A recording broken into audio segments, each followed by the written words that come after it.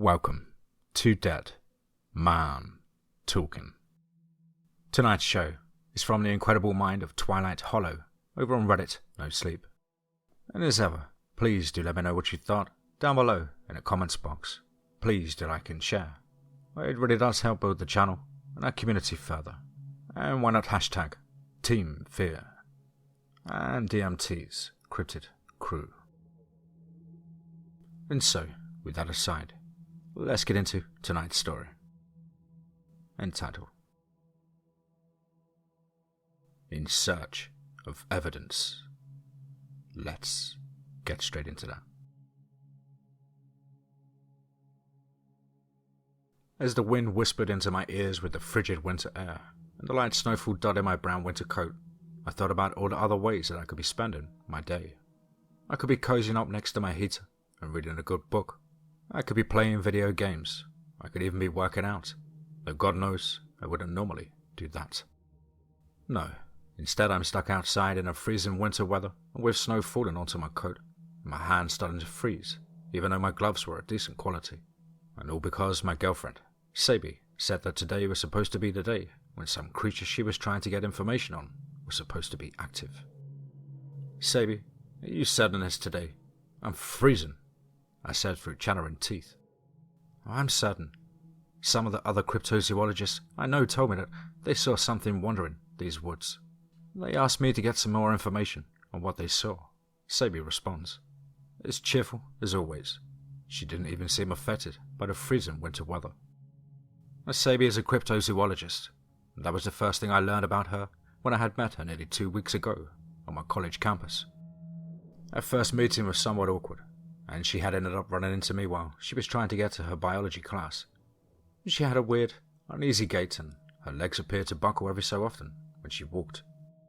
I learned the next day that it was due to the car accident she was in a few months ago.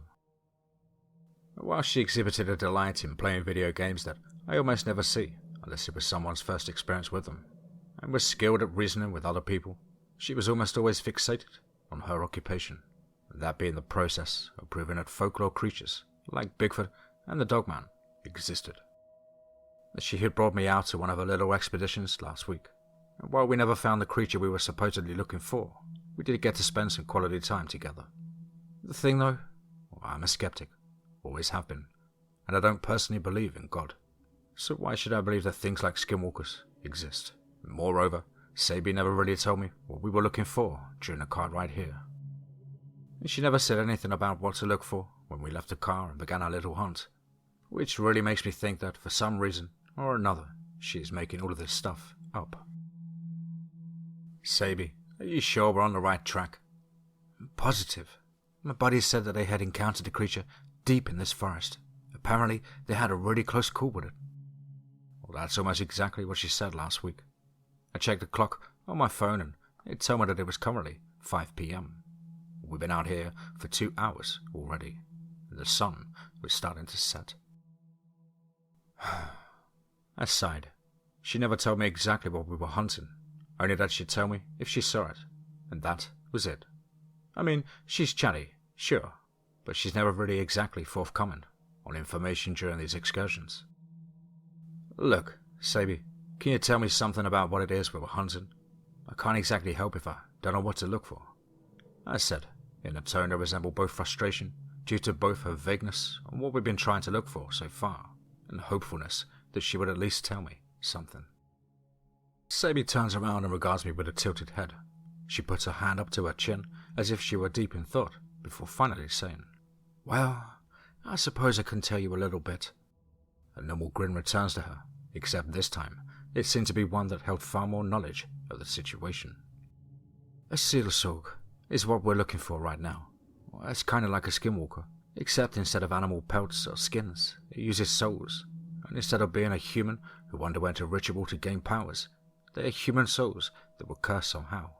The more souls a seal sorg collects, the stronger and faster it becomes. Well, if that's the case then, how come we haven't heard about any of them? You think one of them would slip up eventually and get exposed for the world to see, right? She giggled at this, then remarks at my comment by saying, No, seal sorg isn't dumb enough to get caught out in the open for long. Sure, Some are dumber than others, but even the newest ones still retain some basic knowledge from their previous life. As she talks about these things like I know what she's talking about, even though she knows that I know practically nothing when it comes to this stuff. Yet I still feel like she's not telling me everything. Well, it's kind of odd how she would know so much about these creatures at 18, and to the point where it borders on obsession rather than occupation. And we walk for a few more minutes before I eventually ask the question that's been gathering in my vocal cords for the moment we set out. Sabi, is there anything specific that what we're looking for here? Do these things leave a trail or... Sabi once again turns to look at me and she says, well, they don't exactly leave trails, though they do tend to radiate an aura of dread when they're around. So try to focus on how the environment feels. Got it? I sigh, frustration starting to build in my head. I'm certain that if these other cryptozoologists she'd mentioned were actually looking for some creature, then surely they would have found some concrete evidence by now. Heck, this could be some long and elaborate lie. All so that she could get us out and about so she could spend some more time with me. As much as that sounds kind of manipulative, it was also kind of a nice thought for me, considering that no one really wanted to be around me very often. Well, except for Derek, that is. Then his house burned up. Police suspected that it was arson, but they never did find Derek's body. And my thoughts are sharply pulled back to the present when Sabi freezes in place, though her leg buckled and she almost tumbled to the ground in the process. You alright? I ask as I go to help her, a little concerned that she had injured herself somehow. Well, it takes a second for her to regain her bearings, but the second she was completely upright again, I could see her tense up. But it wasn't the tensing of a fearful animal ready to run away from something. No, it was the tension of a lion that was about to pounce on its prey. And that grin had never left her face. Yes, I'm fine. But did you hear that? Sabi responds in a whisper. I stop and listen, but nothing happens. No sounds or footsteps. No sounds of the trees rustling. Well, come to think of it, the forest had gone eerily silent.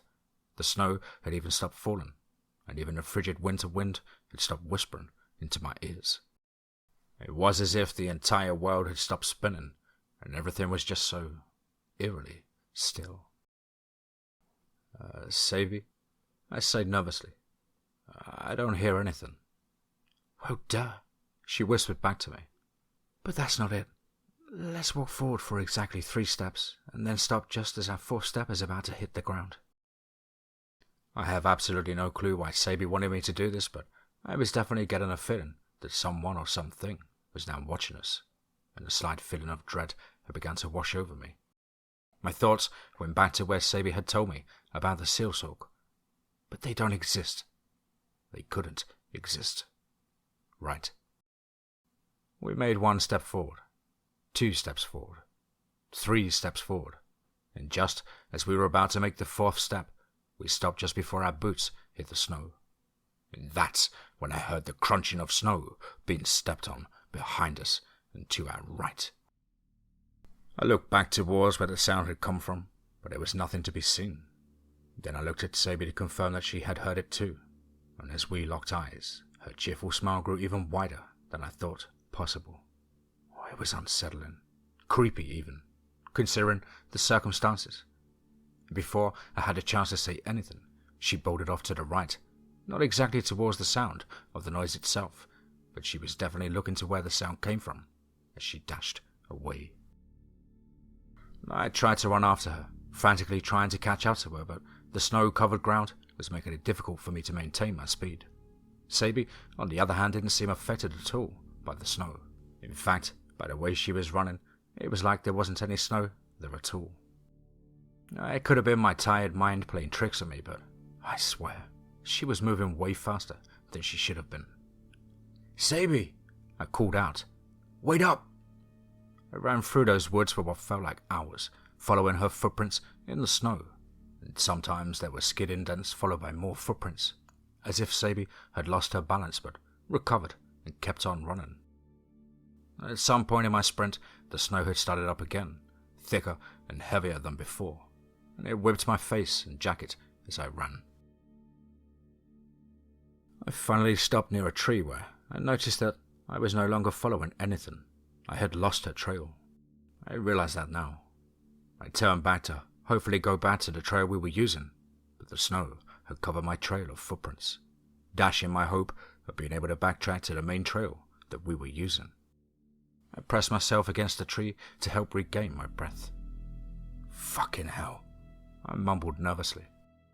As I began to try and orient myself, I started to worry about finding my way back to the car, as the forest around me seemed endless, and the snow seemed to have become even heavier. Oppressively so, even. And then I started to worry about Sabi. If I was lost, then how could she navigate such a forest with a person or animal stalking us? Regardless of the answer to that, I strengthened my resolve. I had to find Sabi. Well, hopefully she was still alright. I wondered if I should call out to her, even if something in these woods was stalking us. It could give Sabi an idea of where I was. Though, as I was deliberating on what my decision would be, I could hear the crunching of snow rapidly coming up from behind me. I turned around and nearly screamed as Sabi's sweet, albeit terrifying grin was shoved right into my face. "Hey Keith, you didn't get lost, did you?" Her sweet voice was soothing to me. Relief began to wash over me as I now knew that she was alright and not injured or worse. "Yeah," I said as I steadied my breathing. "I'm alright. What about you? Did you get a good look at whatever that was following us?" Well, she cocked her head slightly to one side, as if considering something before replying to my question. "Nope, though there were footprints that led deeper into the forest. Can we keep going, Keith? I think we're getting close." I sighed. My limbs were still on fire from the sprint I had just done only mere moments ago.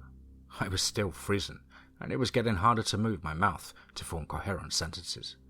This winter weather was killing me. "Do we need to?" I asked, looking at her face, which had gone from a sweet grin to a pleading look like that of a dog that wants your dinner scraps. "Please," she begged. "I promise it won't take longer than 15 minutes. Well, alright, but after 15 minutes, we're heading back to the car, okay? Yay! Sabi started to dance in place, something she did when she was extremely happy, and it always warmed my heart to see her do it, even if it was a little embarrassing when she did it in public. "Well, you know the way back to the car, right?" I asked before she could do anything else. "Of course I do, silly. I've been here multiple times."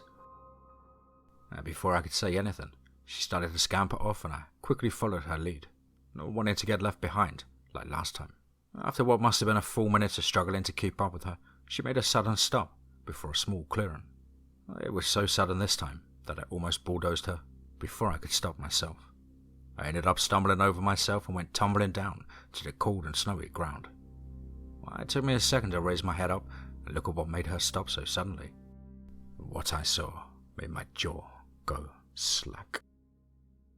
It was my friend, Derek. He was alive. I quickly got up and tried to run toward him, but Sabi stopped me before I could start making my way to him. "The hell, Sabi? Let go of me!" I exclaimed. "It's Derek. He survived." "That creature is not your friend," Sabi responded. A usually sweet tone had now been replaced by an entirely serious one. Needless to say, the sudden tonal change was not helping my nerves. "What do you mean? That's clearly him," I told her, fighting to keep the uncertainty out of my voice. "If that was him," Sabi explained, "then why on earth would he not be wearing any winter clothing? Wouldn't he be freezing like you are right now?" That made me think. I looked closer at Derek and saw that she was correct.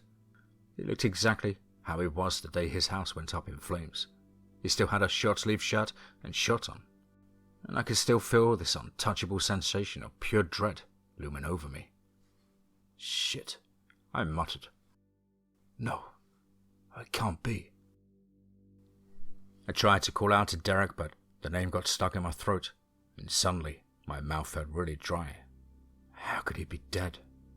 He was right in front of me. All I had to do was call out, and I'm sure he would call back to me. He had to. My heart thudded in my chest as I looked at him, desperately trying to work up the courage to call out his name. But as I looked closer at him, I noticed a detail that made my heart drop. His eyes. They were milky white, like that of a dead person. And suddenly, Derek, no, not Derek, this creature looked at me, and despite its eyes being milky, I could tell that it was looking at me. Sadie must have noticed it looking at me as well, because she grasped my shoulder and started to shake me. "You need to go. You're in danger," Sadie replied, stating the obvious. I'm not going to leave without you. Maybe we can..." Before I could finish my sentence, Derek started running at us. The thing's legs were tripping over each other like it was the first time the thing had tried to run, but it never lost its balance, and it was closing the distance rapidly. Before I could even turn, Sadie grabbed my hand and started sprinting away from the thing masquerading as Derek, and she was going so fast that I was almost certain that she would end up ripping my arm off, and I was also worried that her leg would buckle again and send us both tumbling to the ground. The now rapidly falling snow was stinging my eyes, so I just closed them and hoped to God that whatever thing was chasing us wouldn't catch up to us. After what felt like hours of her yanking me away at a seemingly breakneck speed, she finally stopped and pulled me into what must have been a bush, since I could feel the branches wiggle and my face got scraped by the sharp ends of the bush. I opened my eyes to confirm that we were indeed hiding in a patch of dead bushes. At this point, my heart was beating extremely fast, and I was struggling to regain my breath. But when I started to hear rapid footsteps approaching our bush, I covered my mouth with my hand. As the footsteps got closer, I sat completely still within our bushes, fearing that even a micro movement would be noticed by that thing. We sat there for what felt like hours, sitting in a tense silence, so when that thing spoke, it almost made me jump. "Where are you, little kittens?" The way the thing spoke, it sounded unsure of its words, an uneasy cadence that grated on the thing's vocal cords, almost like it was speaking for the first time ever. I continued to stand there for a few seconds before a twig snapped to our left and the creature quickly dashed towards it with a menacing growl. We sat there for a while longer before eventually Sadie got up from the brush and said, "All right, he should be gone for a while, but we need to move, quickly." She offered me her hand, which I gladly took.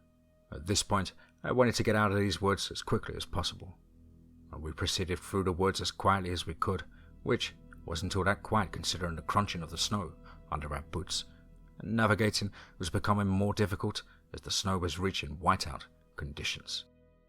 A few times through our tense walk back to the car, I could have sworn I had heard a branch snap behind us, but Sadie always reassured me, saying that my mind was playing tricks on me.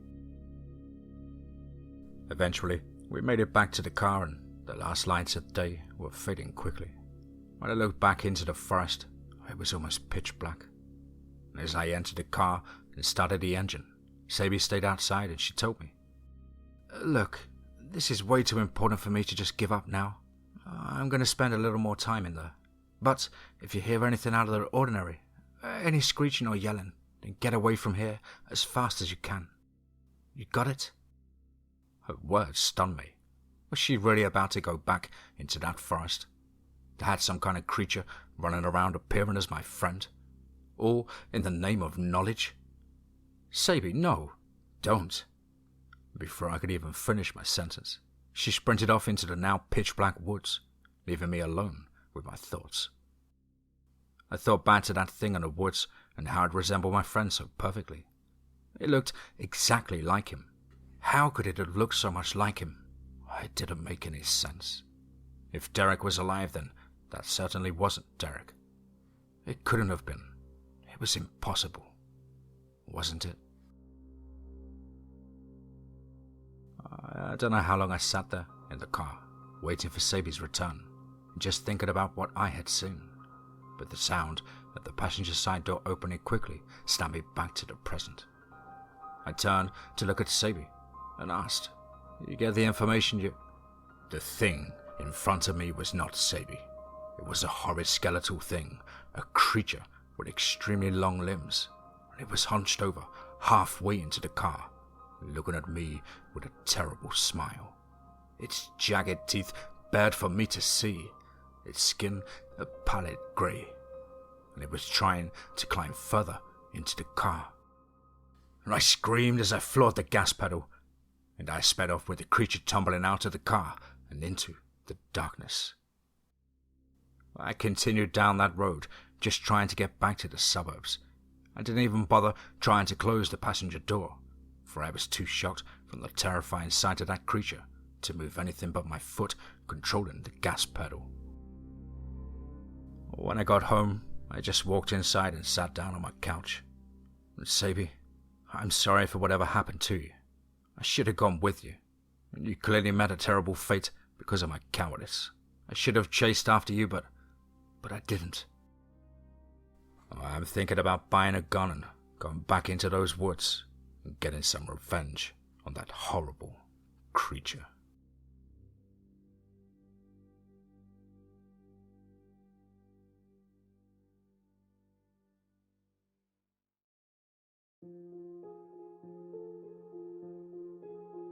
Wow.